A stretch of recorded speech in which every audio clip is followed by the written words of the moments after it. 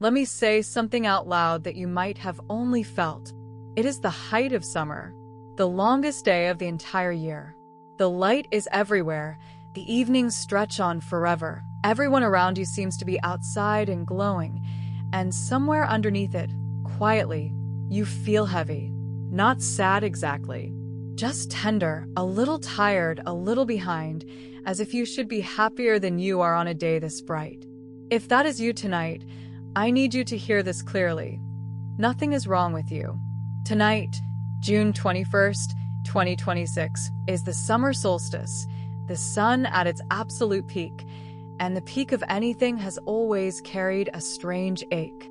This is your moon letter for the longest day, and it is not a celebration that ignores the heaviness.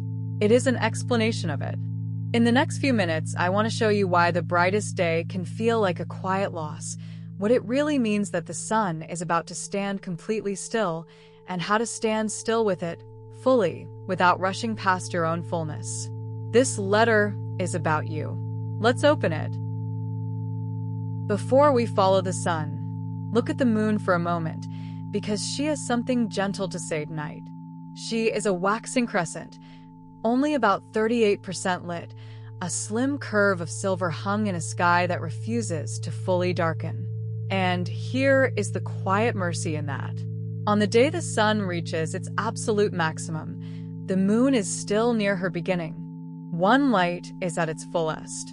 The other is just getting started. Both are true on the same night. So if part of your life feels like it is peaked and another part feels barely begun, the career that is full while the heart is empty, the home that is settled while the dream is still a sliver, you are not contradicting yourself. You are simply a sky with two lights on different clocks. Tonight gives you permission to stop forcing every part of your life to be at the same stage at the same time. The energy of a solstice is unlike any other day of the year, and most people misread it. They think the longest day should feel like a finish line, a triumphant peak, so they try to push, to make the most of it, to perform the joy they think they owe the sunshine. But the solstice is not asking for effort. The word itself means the sun stands still. For about 3 days around now, the sun rises and sets in almost exactly the same place on the horizon. It pauses, it hovers, before it begins its slow return toward winter.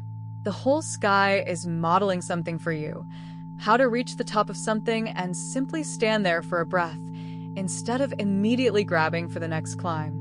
If today asks anything of you, it is the hardest thing of all for a tired person, not to do more, but to receive what is already here.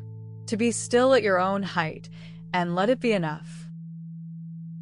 In human design, the sun is moving through Gate 15 tonight, sometimes called the Gate of Extremes or the Love of Humanity. And it knows something about the way you have lived. Think about how often you have judged yourself for not being consistent, for having huge, bright seasons and then quiet, flat ones, for being all in and then needing to disappear, for never settling into one steady rhythm like the people who seem so even. Gate 15, line 3, says that uneven rhythm is not a flaw in you. It is your humanity. This gate holds the full range of human extremes inside one person and calls it belonging, the fast and the slow, the full and the empty, the giving and the resting, all of it part of the same human stream you are allowed to flow with. You were never meant to be a flat line. You were meant to have solstices. So let's go to the heart of why this bright day can ache. Picture the year as a single breath of light. From the dark of December, the days have been slowly inhaling a little more sun week after week, all the way up to tonight. Right now, at the solstice, that inhale reaches its absolute top. The lungs are completely full. And anyone who has ever taken a deep breath knows what happens at the very top of a full inhale. There is a tiny, almost invisible moment of stillness, and then the exhale begins. Tonight is that moment for the whole year. From tomorrow, the days begin, ever so slightly, to shorten again. Your body knows this before your mind does. Something ancient in you feels the light tip over its peak, and it registers as a quiet grief you cannot quite explain on such a beautiful evening. This is why the height of summer so often carries that strange melancholy, the sense of, is this it? Is this as good as it gets? Why am I not happier when everything is so bright? You are not broken for feeling it. You are simply sensitive enough to feel the turning of the year inside your own chest. And here is the reframe that changes everything. The exhale is not the loss of the breath. The exhale is the whole point of having taken it. The light does not begin to fade tonight because something is going wrong. It begins to soften because it is finally being released back to you, into the long, warm evenings of the weeks ahead, into harvests that have not happened yet. Nothing is being taken from you tonight. The year is simply turning from gathering to giving, and so, gently are you. Now let's stand inside that pause, because it is the most healing thing the solstice offers, and almost nobody uses it. Solstice comes from two old Latin words, sol, the sun, and sistere, to stand still. For 3 days the sun seems to stop wandering along the horizon and simply holds its place. Imagine that. The most powerful body in our sky, the engine of all that light and growth and motion, and at its peak, it pauses. It does not celebrate by going faster. It does not immediately rush toward the next thing. It stands still and lets itself be fully where it is. Think about how foreign that is to the way you have been taught to live. You hit a goal, and within hours you are already anxious about the next one. You finish something hard, and instead of resting in it, you ask what's wrong with me, that I'm not satisfied. You reach a peak, and you spend it scanning for the next mountain. The solstice is the sky's correction to that exhaustion. And there is a second layer tonight because the sun is also crossing into Cancer, the sign of home, of belonging, of the soft inner world. So the invitation is not just to stand still, but to stand still somewhere safe. To come home, to your own body, your own room, your own quiet, and let the standstill happen there. Not a productive pause. Not a strategic rest before the next sprint. A real one. The sun is showing you, on the biggest day of its year, that arriving somewhere and actually staying there for a moment is not laziness. It is the most natural thing in the universe. So how do you actually live this, tonight, this week, in a real life that does not stop for the solstice? It begins with one quiet refusal. You do not have to spend a peak the moment you reach it. Most of us treat our good things like ice cream in the sun. Panic, hurry, consume it before it melts. Never actually taste it. Tonight, practice the opposite. Whatever in your life is currently full, a relationship that is good right now, a season of health, a stretch of calm, even just this one warm evening, do not immediately ask how to get more, or how to keep it forever, or what comes next. Just receive it. Let it be enough for the length of one breath. Then do something the achieving part of you will resist. Name 3 things in your life that are already enough. Not goals, not almost theirs. Things that have already arrived. Say them out loud if you can, because the body believes the spoken word in a way it never believes the thought.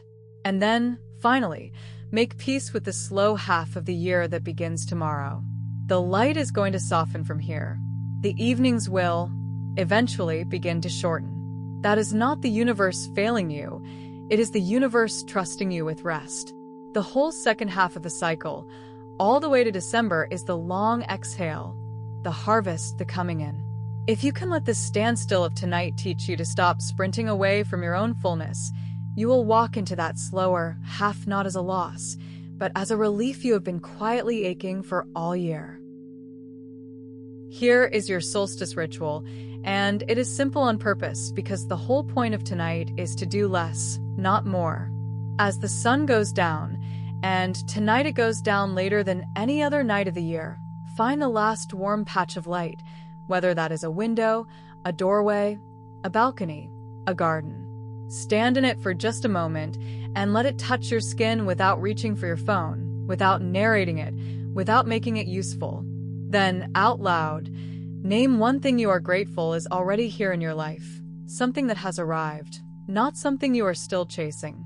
Let the sun witness it. Next, write down one single thing you are ready to stop carrying. One weight, one worry, one story about yourself you have outgrown. Because as the light begins its long exhale from tomorrow, you are allowed to exhale something too. Fold that paper and keep it somewhere quiet. You will open it at the next new moon on July 14th, and you may be surprised how much lighter you already feel. That is all. No grand gesture. Just you, the longest light of the year, one gratitude, and one release. So, let this be the letter you keep from the longest day. You do not have to earn your rest by collapsing first. You do not have to justify a pause with exhaustion. The sun, the brightest, most generous thing in your sky, reaches its peak tonight and simply stands still, unhurried, unbothered, fully where it is. You are allowed to do the same. You are allowed to stand still at your own fullness and let it be enough, even as the world tells you to climb. The light is not leaving you. It is turning, gently, to come home. And so are you. Thank you for spending the longest evening of the year here with me. A new letter from the sky arrives every single day. Tomorrow the light begins its slow, warm return, and we will read it together. If this one found a tender place in you, let it stay there a while. Until tomorrow, walk gently.